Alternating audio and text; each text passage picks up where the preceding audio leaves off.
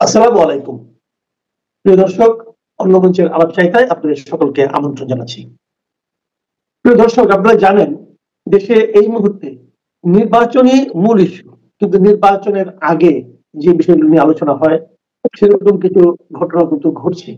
যেমন নির্বাচনে জোট হবে কিভাবে, কোন দল কার সঙ্গে যাবে এটা নিয়ে যেমন আলোচনা হচ্ছে, তেমনি বিএনপি ২৩৭ জন তাদের সম্ভাব্য ক্যান্ডিডেটের নাম ঘোষণা করেছেন, সেটা নিয়ে আলোচনা চলছে। যারা অখুশি হয়েছেন তারা টায়ার জ্বালিয়ে রাজপথ বন্ধ করে তাদের দাবির কথা বলছেন। আবার নির্বাচনী প্রচারণা চালাতে গিয়ে শুরুর দিনেই দেখা গেল যে বিএনপির একজন প্রার্থী গুলিবিদ্ধ হলেন এবং তার সঙ্গে থাকা আরেকজন তো গুলিতে মারাই গেলেন। তো সামনের দিনগুলিতে কি হবে? এটা কি আরো বাড়তে থাকবে? এটা কি দলগত দলীয় কোনো অসন্তোষের ব্যাপার নাকি অন্য কোনো ব্যাপার? এই যে এগুলিকে অন্য যেভাবে আমরা ব্যাখ্যা করি না কেন, কিন্তু সাধারণ মানুষের কাছে এগুলি কিন্তু একটা আইন শৃঙ্খলার একটা অবনতি বলে একদম মনে করব। এরকম পরিস্থিতিতে নির্বাচনী আচরণ নিয়ে আমরা সামনের দিকে অগ্রসর হচ্ছি। তার মধ্যে একটা বিস্ফোরা হিসেবে রয়ে গেছে যে জুলাই সনদ কিভাবে পাস হবে, জুলাই সনদের ভিত্তিতে নির্বাচন হবে নাকি নির্বাচনের পরে জুলাই সনদ পাস হবে, এগুলো নিয়ে আলোচনা হচ্ছে। এই আলোচনাগুলো আমরা করবো, আমরা করছি প্রতিনিয়ত। কিন্তু আমাদের যারা বাইরে আছেন, দূরে আছেন, তারা এগুলি কিভাবে দেখছেন সেই বিষয় নিয়ে কথা বলার জন্য আজ আমরা আমন্ত্রণ জানিয়েছি অজয় দাশগুপ্তকে। অজয় দাশগুপ্ত সিডনি থেকে আমাদের সঙ্গে যুক্ত হয়েছেন। জনাব অজয় দাশগুপ্ত, আপনাকে আমাদের অনুষ্ঠানে স্বাগত জানাচ্ছি। ধন্যবাদ। অজয় দা, আপনি শুনলেন আমি নির্বাচন নিয়ে প্রথমে যেহেতু আলোচনাটা আমাদের এই মুহূর্তে সার্বক্ষণিক আলোচনা, এখনো কিন্তু ওই আলোচনাটা আছে। যার সঙ্গে দেখা হয় প্রথম প্রশ্নটাই করেন এই যে নির্বাচন কি হচ্ছে, অথবা জিজ্ঞাসা করেন নির্বাচন কি ফেব্রুয়ারিতেই হচ্ছে। এই সংশয়টা কিন্তু এখনো কেটে যায়নি। তো আমি যে প্রশ্নগুলি আপনার মানে একটু আগে আলোচনা করলাম সেগুলো এবং এই যে সংশয়, এর প্রেক্ষিতে আপনার মানে চিন্তাটা কেমন?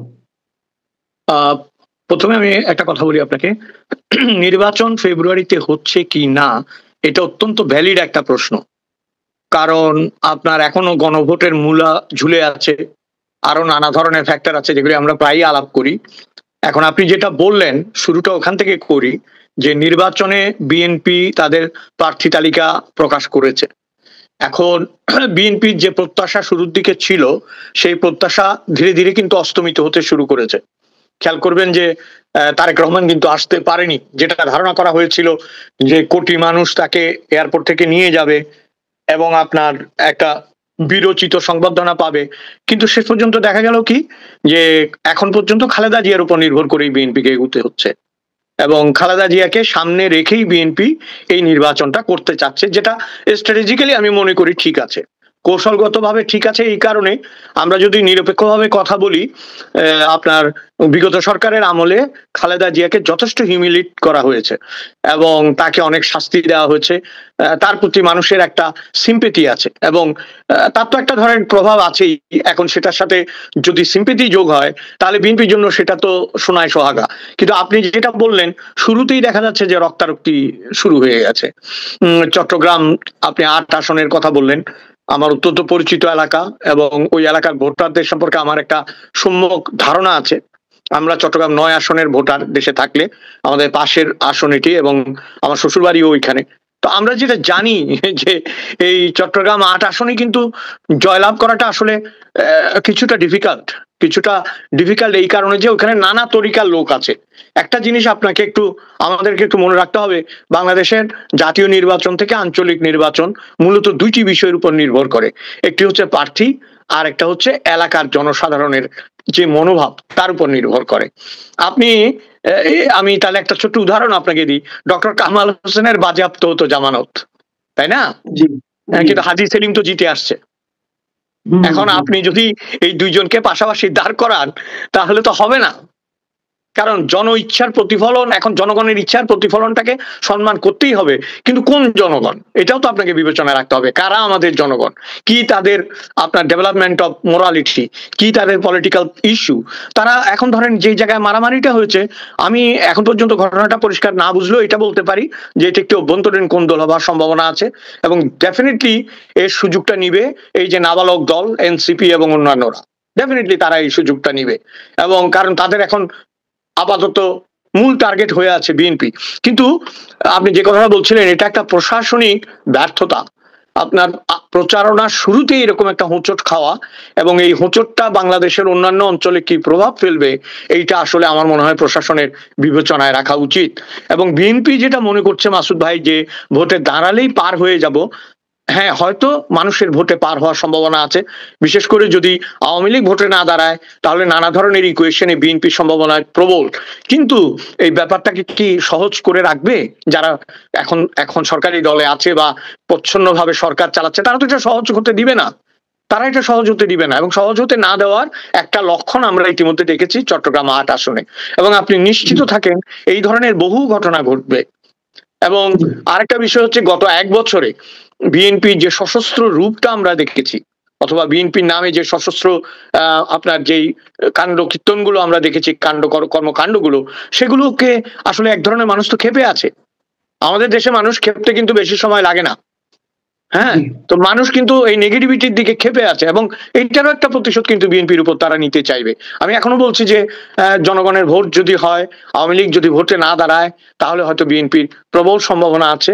কিন্তু সাথে এটাও মানতে হবে, এই যে একটা প্রার্থী আপনার প্রায় জীবন মরণের সন্ধিক্ষণে দাঁড়িয়ে গেলেন এবং একজন অলরেডি নিহত হলেন, এইটা সার্বিক ব্যর্থতার দায় কিন্তু প্রশাসনের, যারা এই নির্বাচনটাকে 100% ফেয়ার করবে বলে আমাদেরকে প্রতিনিয়ত কথা দিচ্ছে এবং আমাদেরকে গালগল্প শোনাচ্ছে, তারা যে আসলে কাজের বেলায় ঠুনকো, এটা তো তারই একটা নমুনা আমরা দেখলাম। এবং এটা আমার মনে হয় এই রেসটা আরো চলবে। নির্বাচন নিয়ে আরেকটা প্রসঙ্গ একটু আলাপ করতে চাই। সেটা হলো, আপনি জানেন যে এর মধ্যে জুলাই সনদ দিয়ে প্রসঙ্গ উঠেছে, এবং জুলাই সনদটা কিভাবে পাস করা হবে, কিভাবে বাস্তবায়ন করা হবে, সেটা নিয়ে আলোচনা হচ্ছে। এবং এর মধ্যে বিএনপির পক্ষ থেকে সরাসরি বলা হয়েছে যে এই জুলাই সনদ ঐক্যমত্য কমিশন তাদের সঙ্গে বেসিক্যালি প্রতারণা করেছে। প্রতারণা শব্দটা তারা উল্লেখ করেছে, এবং এটা করার কারণও আছে। তারা যে সনদে স্বাক্ষর করেছিল সেখানে তাদের আপনার নোট অফ ডিসেন্ট গুলো যেগুলো ছিল সেগুলো কিন্তু আর এখানে পাওয়া যাচ্ছে না। তারা দেখতে না পেয়ে যেখানে সিগনেচার সেটা তো নেই। এখন গণভোট কিভাবে হবে না হবে, এবং সরকার আবার সরকারকে দায়িত্ব দিল, সরকার আবার পাল্টা সেটা মানে পলিটিক্যাল পার্টিগুলোর উপর দায়িত্ব দিল। তো যে ঝামেলা পাকিয়েছে সরকার, সেটা এখন সমাধান করতে পারতেছে পলিটিক্যাল পার্টিগুলোকে। এই যে বিষয়গুলো, এটা কি আপনার মনে হয় কি সামনে নির্বাচনকে বিলম্বিত প্রলম্বিত করার একটা প্রক্রিয়া কিনা? প্রলম্বিত করলে অবাক হবার কিছু থাকবে না। কিন্তু আমি যেটা বলতে চাচ্ছি, আপনার জুলাই সনদ আগাগোড়াই আমরা বলেছি যে একটা অশ্বডিম্ব, এটা তো কোনো কাজের কিছু না। ধরেন যে এখন যদি সত্যি কথা বলতে হয়, 90তেও তো একটা গণঅভ্যুত্থান হয়েছিল এরশাদের বিরুদ্ধে, হয়েছে না? তো সেখানে কি 90 কি সনদ করতে হয়েছে? 90 সনদ আছে কিছু? 90 ডিসেম্বরের কোনো সনদ আছে? সনদ থাকতে হবে কেন? ভাবখানায় এই একটা সরকার প্রধানকে দেশ ত্যাগে বাধ্য করা হয়েছে, বা দেশ ত্যাগে তাকে দেশ ত্যাগ করতেই হয়েছে শেষ পর্যন্ত। তো এইটা তো পৃথিবীর নানা দেশে ঘটেছে।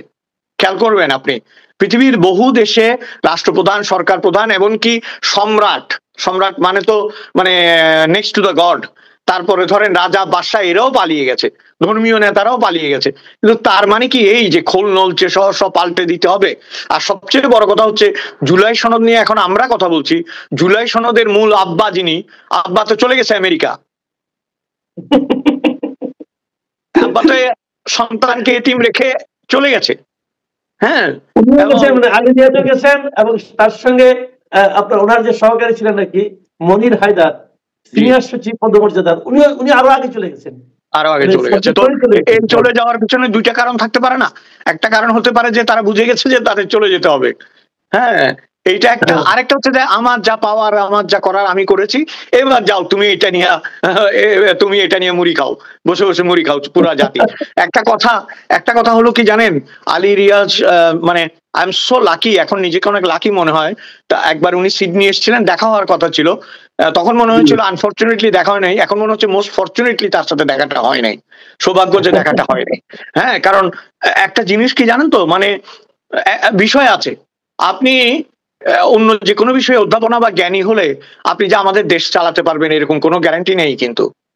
হ্যাঁ, আপনি বঙ্গবন্ধুর কথাই বলেন, কিংবা মৌলানা ভাসানীর কথাই বলেন, কিংবা আমাদের দেশের মনি সিং এর কথাই বলেন, যাদের কথাই বলেন, যারা আমাদের জাতীয় নেতা, অনেক বড় বড় নেতা, আপনি দেখবেন তাদের এডুকেশনাল ব্যাকগ্রাউন্ড কতটা স্ট্রং সেটা ব্যাপার নয়, তারা কতটা মানুষের সাথে মিশতে পেরেছে তাই না?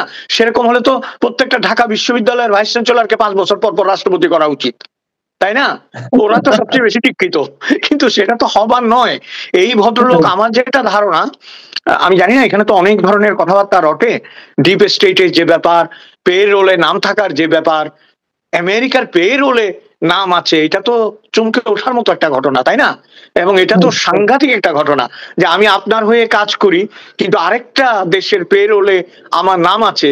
এইটা, যিনি এই কাজটা করেন তিনি অত্যন্ত শিক্ষিত লোক, তিনি জানেন কনফ্লিক্ট অফ ইন্টারেস্ট কাকে বলে। সুতরাং তিনি এক দোষে দোষী নন, তিনি ডবল দোষে দোষী, তিনি জেনে অপরাধ করেন।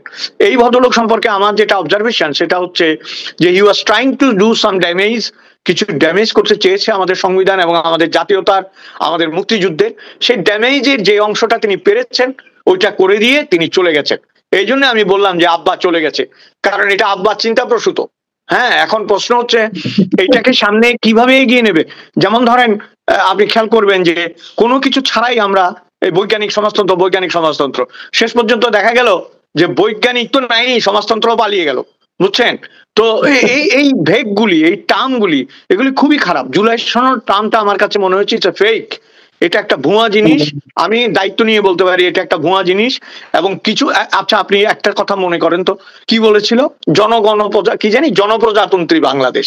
আরে ভাই, গণপ্রজাতন্ত্রী আর জনপ্রজাতন্ত্রী, যে লোকটা চাষাবাদ করে, যে লোকটা দোকানে কুমড়ো আর মিষ্টি কি বলে আপনার ফল বিক্রি করে, যে লোকটা রিক্সা চালায়, তার কাছে এই গণপ্রজাতন্ত্রী এগুলোর কোনো মূল্য আছে? আমাদের দেশে যারা 18 বছর বয়সে ভোটার হয়েছে, নবীন ভোটার, এই প্রসঙ্গে আমি আপনাকে একটা ছোট্ট গল্প বলি। আসামে বেশ কয়েক বছর আগে ভোটের সময় যে সমস্ত নবীন ভোটাররা ভোট দিতে এসেছে তাদের সকলকে একটা করে ফুল দেওয়া হয়েছিল। ডাজন্ট ম্যাটার সে কোন দলের, তাকে একটা করে ফুল দিয়ে বরণ করে বলেছে ওয়েলকাম টু ডেমোক্রেসি। আমাদের এই প্রক্রিয়াগুলিতে যাওয়া উচিত, যে যারা নবীন ভোটার তাদেরকে স্বাগত জানানো। এসব জুলাই সনদ না। যেমন আমরা এই যে দেশে আছি, এই দেশে আমরা দ্বৈত নাগরিক, অস্ট্রেলিয়া এবং বাংলাদেশের। আমরা যে এই দেশে ভোট দিই, আমরা কিন্তু পেন্সিল দিয়ে ভোট দিই, পেন্সিল দিয়ে মার্ক করি। পেন্সিল দিয়ে মার্ক করলে কি হয় জানেন তো? ওই যে আমাদের দেশে মুদির দোকানে একটা পেন্সিল আটকে থাকে না, ওরকম একটা দড়ির মধ্যে একটা পেন্সিল রাখে, ওইটা দিয়ে টিক দিয়ে আপনার বাক্সে ফেলে দেয়।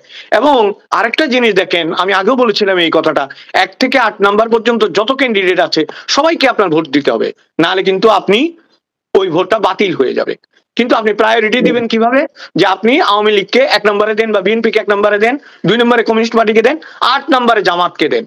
ওদের কথা হচ্ছে আমার রাষ্ট্রের নিয়ম এবং আইন অনুযায়ী, সংবিধান অনুযায়ী যারা যারা ভোটে দাঁড়িয়েছে তাদের প্রত্যেকের অধিকার আছে তোমার ভোট পাওয়ার। তুমি জানাও কাকে তুমি 1 নম্বরে চাও, কাকে 8 নম্বরে চাও।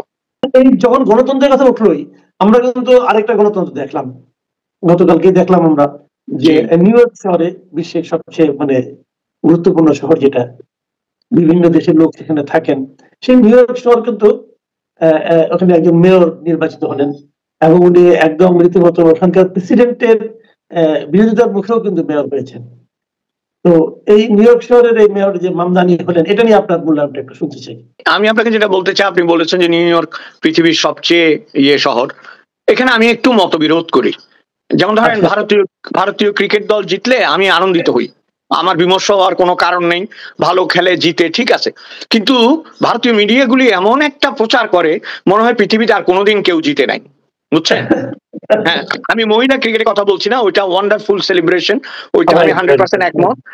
কিন্তু পুরুষগুলি জিতলে ধরেন এমন একটা ভাব করে, খেলেই 8টা দেশ ক্রিকেট, আর 10টা দেশ। যাই হোক, আমি কেন বলছি এই কথাটা, আমেরিকা প্রচার এবং প্রসারে মনে করা হয় যে নিউ ইয়র্কের মতো সিটি আর পৃথিবীতে নাই। এখানে একটা ছোট্ট গল্প বলি আপনাকে। একটা কাপড় দুই দেশে একসাথে আবিষ্কার হয়েছিল, লন্ডনে এবং নিউ ইয়র্কে। লন্ডন ওইটা প্যাটেন্ট দাবি করে যে আমরা প্রথম করেছি, কথাটা কিন্তু সত্য। কিন্তু এমন চাপ আমেরিকার, ওই কাপড়ের নাম দিতে হলো নাইলন, NY আর LON, নিউ ইয়র্ক আর লন্ডন। নাইলন নামটা ওইভাবে এসছে, মানে জোর করে হলেও সে থাকবে। নাইলন মানে NY আর LON, নিউ ইয়র্ক আর লন্ডন। হ্যাঁ, তো প্রশ্ন হচ্ছে, আচ্ছা ঠিক আছে, কিন্তু এটা আমাদের স্বীকার করতে হবে যে পৃথিবীর অন্যতম বিজনেস হাব হচ্ছে নিউ ইয়র্ক, রাত্রে ঘুমায় না এমন একটি শহর হচ্ছে নিউ ইয়র্ক, পৃথিবীর অনেক আবিষ্কারের তীর্থভূমি হচ্ছে নিউ ইয়র্ক। সেই জায়গায় যে ভদ্রলোক জয়লাভ করেছেন, তার মা ভারতীয়, তার পিতা একজন আফ্রিকান উগান্ডার সম্ভবত, এবং তার যে ব্যাকগ্রাউন্ড। তার পিতাও ভারতীয়, তার পিতাও ভারতীয়। হ্যাঁ, মুশকিল হচ্ছে আমি যেটা বলতে চাচ্ছি আপনাকে যে এই মাল্টিকালচারাল অ্যাটমসফিয়ার যেটা নিউ ইয়র্ক ধারণ করে,